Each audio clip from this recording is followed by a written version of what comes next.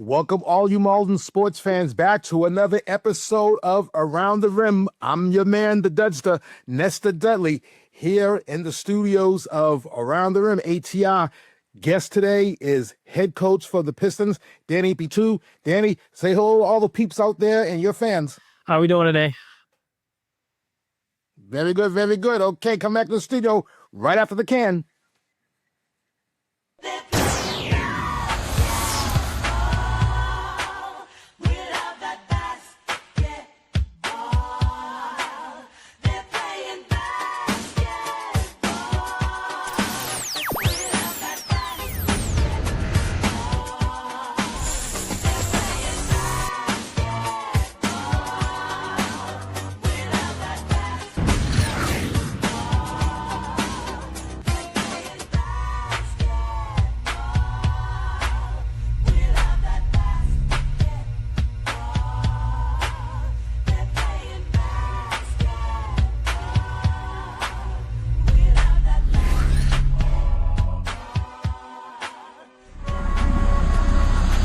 Welcome back, all you Marvel sports fans. So again, another episode of Around the Rim, hashtag ATR. I'm your host, the Dudster, Nestor Dudley, along here with Danny Bitew, head coach of the Pistons. This virtual studio has been provided by Pod Pro Entertainment. Check them out on their website, podproentertainment.com, or on all social media platforms. Coach, welcome this season, and as we were talking about before we went live that, in my opinion, your Pistons have been under the radar. The focus has been on the Sixers. At one time, they were undefeated, but your Pistons took care of that. And then the focus was also on the Lakers because one time they had like a multiple game winning streak. That streak is not there anymore. Turn around, Coach. The Pistons right now are the hottest team in the league. Yep. We're notorious for our slow starts, but we're back to where we want to be, right in the contention for the playoffs, getting ready, getting geared up. And hopefully they can start having better first halves, because that's been the story of the Pistons this year is we start off pretty slow, and then halftime we got a second gear that we turn the switch on, and that's what you're starting to see. Yes, and again, you got a nice, serious squad. First of all, your Pistons, talking about being a second-half team, your Pistons right now are averaging the highest point percentage, averaging, I have by these stats, by Bradworth Benton, who's always representing, 53.2 points. You're the only team that's consistently averaging in the 50s the past couple of weeks. I've seen your team hit the 70 mark, putting up a 70 spot on these other teams, man. Lord have mercy. I ain't seen a 70 spot in some years there, Coach. Oh, probably since the 2009 Pistons, huh? Probably since the 2009. For all the folks out there who are new to this program, Danny Bitew was on the 2009 Pistons, championship Pistons, along with Bellin Daniel, who's a coach this year, and along with Officer Chuck Washington, who was a coach this year. The 2009 Pistons, the slogan was black and teal are for real, and I can let you all know the 2009 Pistons were the Warriors before the Warriors were the Warriors. But to the present, just want to read down your roster, what I have here, provided by Benton. Wallace, a veteran. Bly, a veteran. Judy, like that pick, he has the highest basketball IQ that I've seen in this league this far. Charles, Aurelian, Cook, Aponte, Howe, Telmark. We're going to talk about Telmark. Telmark's recently been added because the Celtics, I think, had a fire sale. Esterville, Hatch, Duperville, Mel, DeRosas. A nice squad. And just when I thought that your squad was all set, you made it a little bit better, and you got Telmark, bringing him over from the Celtics. He is a huge threat, along with all your other threats. Wallace, Bly, Julie, Aurelian. Cook when he's there. Yeah, so the reason why we made that move is, unfortunately, Makai Cook has moved farther away, where he cannot travel to join us. So we lost our star center, and we took a huge hit on rebounding this season. So The Celtics, with their record, I offered to see if I can get, their star center, which I was able to trade my first round pick for next year for Josiah for this year. And again, definitely Pistons making noise. I have right here on a 5-game win streak. This is huge. And you talk about the Pistons starting off slow. I guess the Pistons' definition of starting off slow is losing 2 games within the first month because you only lost 3 all year, Coach. That's more than I'm used to. No, but in all seriousness, you see the firepower I have this year. Last year I had a lot of firepower too. That's the one thing I think I'm really good at is plugging in the pieces that are, you always lose some pieces with, kids graduating and stuff like that. So I tend to see the things that we're going to need for the next following season, and I know how to put some firepower together, but trying to get them all on the same page with the cancellations of games and practices, it's kind of tough this season, but we're getting there. Well, certainly no coaches are certainly going to outdraft you, and no coaches are going to outcoach you either, Coach. I got to tell you. I talk about the basketball IQ of Judy, but the basketball IQ of you, Daniel, and Officer Washington, also off the charts, also off the hook. For sure. As you acknowledge that modestly. See, we're getting caught in the web. You are caught up in the MNBL web. So what that means is that I can ask my guest anything I want. In this case, it is the head coach of the Pistons. Anything I want, and it may or may not have to do with the Mall Neighbor Basketball League. But this one certainly does have has to do with the league, Coach.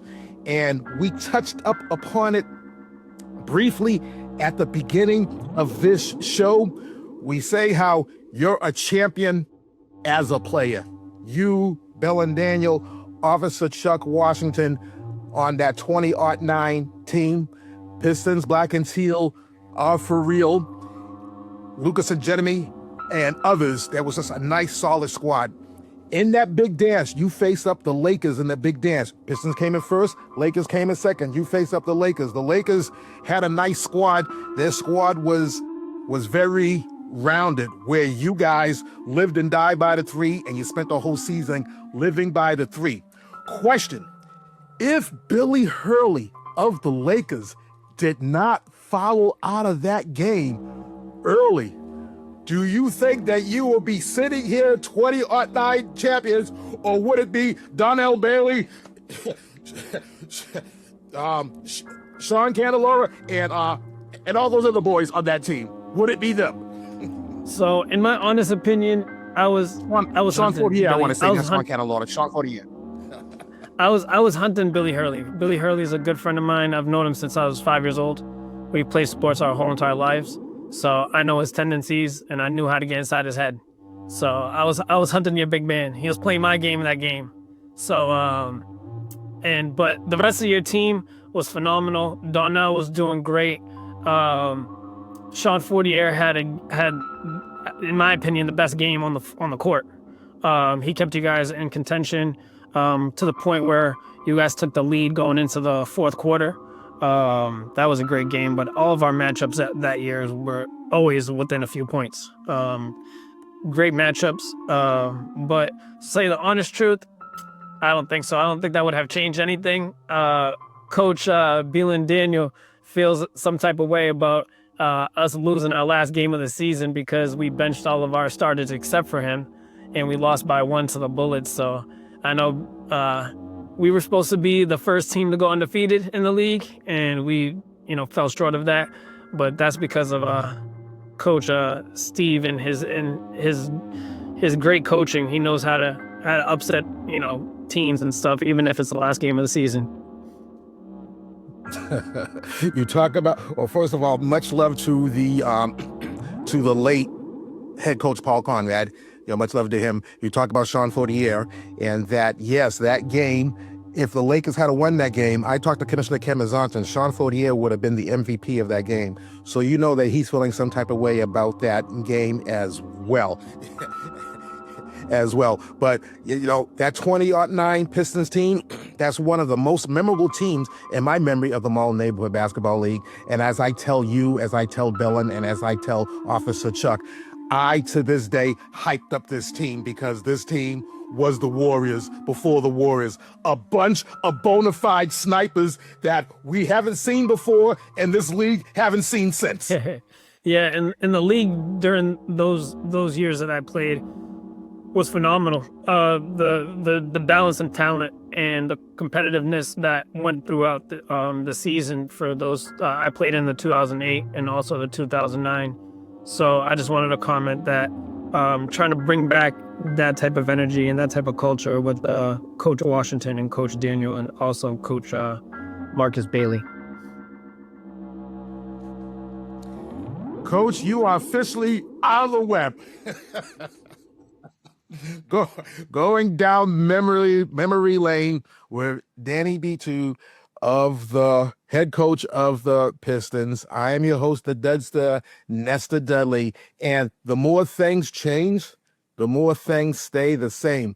This weekend, Coach, is a big weekend for you and the Pistons in terms of seeding. Pistons are not out of first place. Again, the Pistons are the first team to hang the first L for the Sixers. This Sunday, you're going up against the Lakers. As we speak right now, you have the same record, 8-3.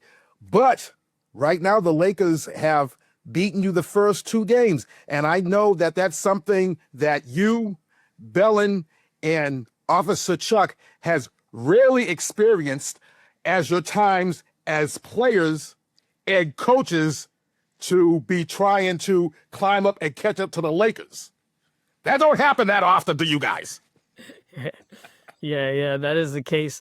This weekend is really, in my opinion, going to be the game for seeding. I think regardless, we're going to be facing the Lakers in the first round. So it's a matter of fact of who's going to be this number 2 seed and who will be technically the home team for the first round. But yeah, the Lakers have a great team. I think 2 seasons ago, the Lakers went to the championship with a lot of the kids that are on the team this year. A lot of returning players. So they have a lot of experience with, going through the playoffs already. And with the Lakers mostly being seniors and being older, I don't see them being shy from the spotlight again. And I think that's what you're seeing this season is the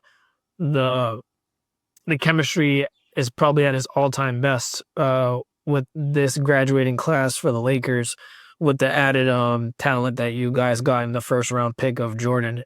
I think that's what you're seeing is just something that Coach Beanie and Coach Jonathan have been doing a pretty well job of, coaching this group, and they're just very consistent. So with our slow start, that's the reason why the Lakers have beat us twice. But both of those games were not, in my opinion, were close. The Lakers were pretty much dominant from quarter 1 to quarter 4. So hopefully this Sunday will be a different story. So did you lose to the Lakers because of your slow start? Or did you lose to the Lakers because the Lakers just happened to be, at that time in history, better than the Pistons on that particular day? Not saying the Lakers are better than the Pistons, but saying on that day or those particular 2 days, the Lakers had the Pistons number. For sure. I think it's a mixture of both. But like I said, more credit to the Lakers. They're showing up. They're being consistent.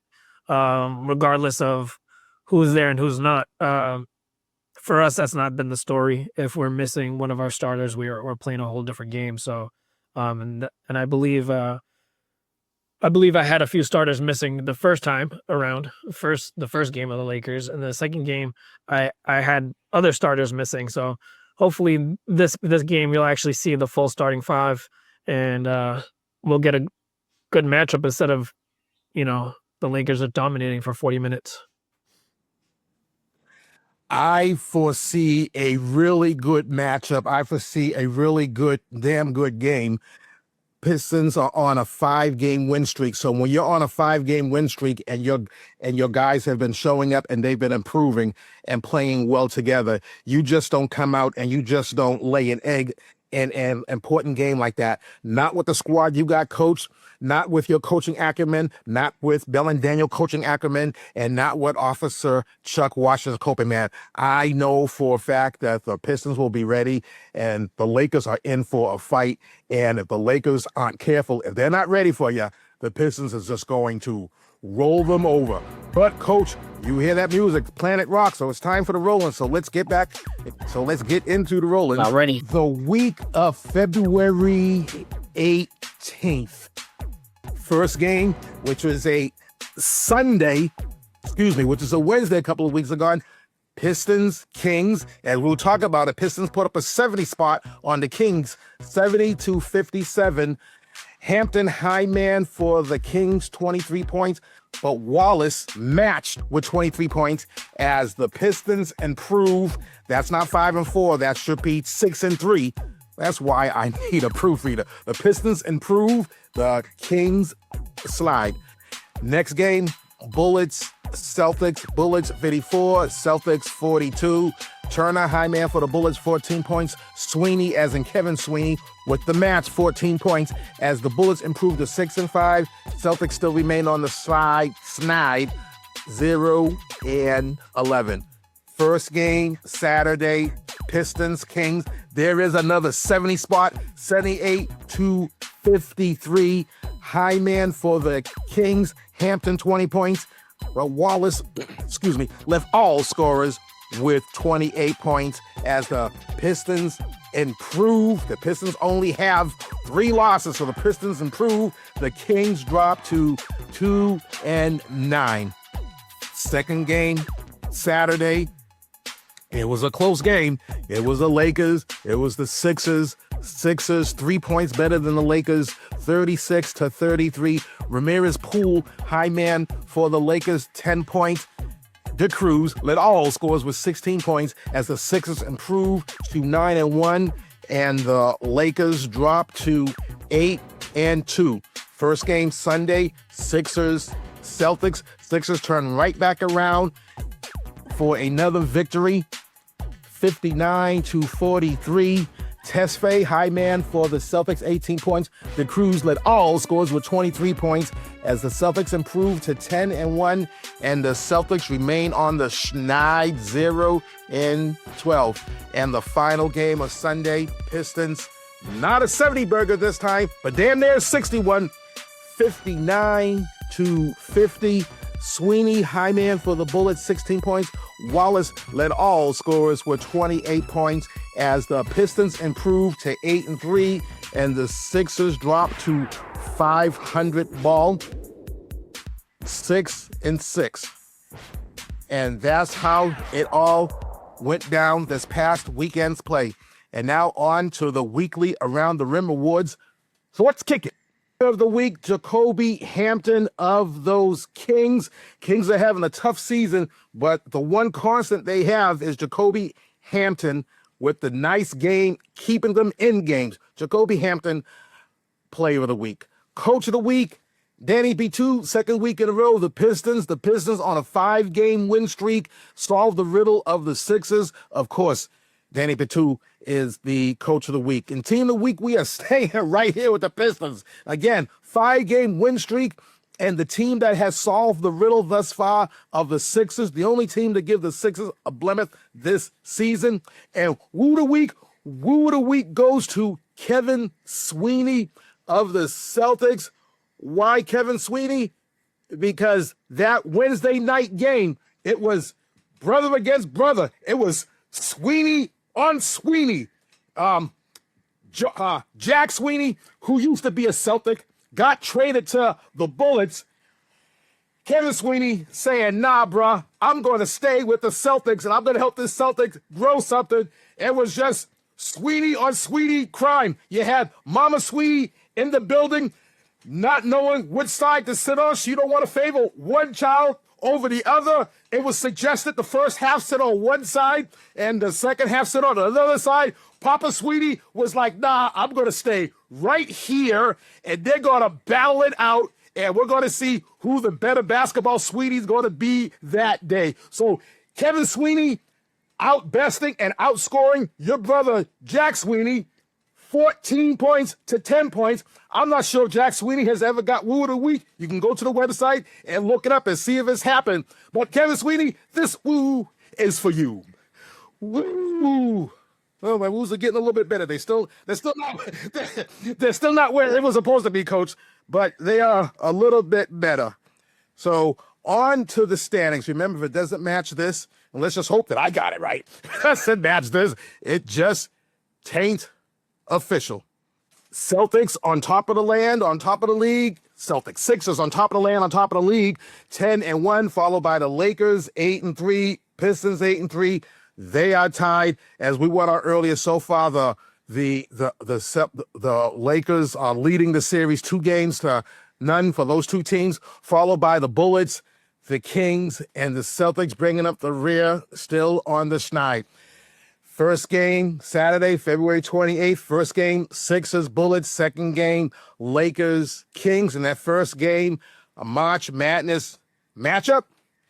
And Sunday, first game, Pistons versus Lakers. Second game, Kings versus Celtics. And that first game, Madness positioning.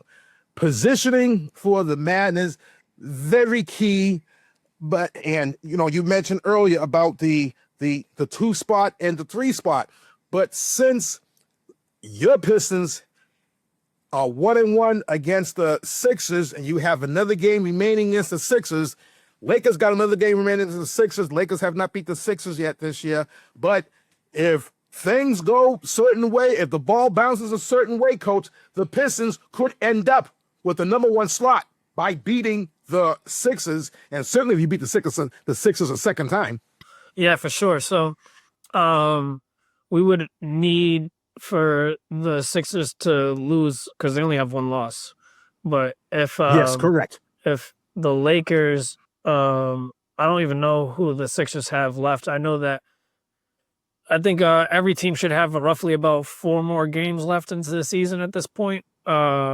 I could tell you the Sixers have you left, and the Sixers have the Lakers left. Yeah. So if we can upset them, well, we have them last game of the season. So if you guys can upset them first, then we'll probably follow up and do the same because it'll actually mean something.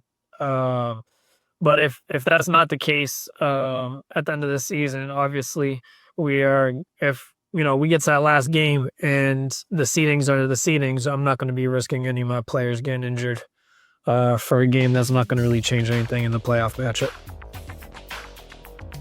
You hear that music, Coach? It's the time for our Black History moment, where we drop some knowledge. This week, Black History moment goes to Septima Clark, 1898 to 1987, an educator and civil rights leader who advanced voting rights through education. She created citizenship schools that taught literacy and civic knowledge to Black adults across the South. These programs enabled thousands of people to meet voter registration requirements. Clark's work became a foundation for the Southern Christian Leadership Conference organizing efforts. Her approach emphasized community empowerment over public protest. Clark later served as the Southern Christian Leadership Conference Director of Education and Teaching. Her educational model continues to influence leadership programs to this day. So that is our Black History moment, always dropping the knowledge. Thank you. I put a real research for this, Coach, so I appreciate the claps. So in these last remaining minutes, Coach, what do the Pistons need to do to maintain and to right a wrong? Because did the Pistons finish in first place last year? Correct? The top 2, was it first place last year? Yes, it was first place last year. Yes. Yes, yes. What do the Pistons have to do? And just to because my opinion, you're the best team in the land. Very rarely does the 1 seed not get out of the madness. So what do the Pistons got to do, Coach, to make sure that these accidents don't happen again and can advance to the big dance and have good fortunes like your 2009 Pistons did when you were a player? Yeah, we just need to stay consistent in what we're doing. Like I said, we're still having slow first halves. Second halves, we're coming out and we're adjusting really well. I think we finally have formed an identity that I envisioned from day one, and finally the pieces are starting to see it. And especially leaders like Rob Wallace, who has completely changed his perspective on how to attack the game. And he's doing a great job, seeing how he put up 56 points last weekend. I don't think I know anybody that put up 56 points in a weekend. So let's see if he can keep it up. I'm putting some pressure on him to continue doing the right thing and continue, attacking the game the way he's attacking it. And then just the supporting cast of Jemiah and Cleberson, they're coming back from their first season last year. So I'm expecting a lot of output from those two guys. Defensively, they're there. I think offensively, they've been holding back a little bit. So I think that they need to support Rob. And some of my first-year players, such as Jalen Judy that you've mentioned before early in the show, and Lorenzo, those two young guys can really ball out. So just unleashing the confidence in them, because all 5 of those guys really have game. And then we also have a strong bench. We have Darren Howe, who we acquired off of the Celtics. We have Josiah, so we acquired from a trade. Jeremiah Duperville has been a lot more aggressive this year. So I'm expecting him to, put up that same effort that he's been putting up from day one of this season. Joe Hatch has been shooting this year. He's been, trying to attempt to be a threat. And Johnny May is a good senior that I acquired late in the draft this year, and he's been knocking down some threes. So I think everyone's starting to wake up. And I got a sleeping giant that nobody wanted to take, a risk with, and Edgar. So Edgar's been coming along, and he's been getting a lot more confident, and I'm expecting him to be the X factor. The X factor coming off of the bench. I believe I have probably the strongest bench of the season, and I think I'll have the strongest bench next season too, because a lot of my players are going to be returning. That's on the bench. So, you talk about a giant, a sleeping giant. He's a little giant because the brother is damn near 7 feet tall. And Robert Wallace, who has been playing ridiculously good this past couple of weeks, he was player of the week last week, which is why he wasn't player of the week this week. And he could have easily been player of the week this week. Like to spread that award around. But Coach Danny, thank you for being a guest today. Good luck against the Lakers this weekend. Until next time, my friends, buenas noches, hooches cooches. I came in peace. I leave with love. This is for the red, the black, and the green. And I'll be seeing you at the games.